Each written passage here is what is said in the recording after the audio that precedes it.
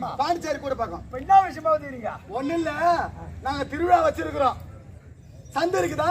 ஓ சந்து 1 2 3 4 என்கிட்ட 5 சந்தை இருக்குதுங்க. எந்த சந்து? நீ எந்த சந்தை கேக்குற? தேதி தேதி கதை மொட்டைதான் கேட்க இருக்குதுங்க. என்ன படுத்தினதான் கேப்பீங்களா? ஏன் சௌரியம் நீ அதெல்லாம் பேசக்கூடாது. திருவிழா வச்சிருக்கிறோம். எந்த மாசம்?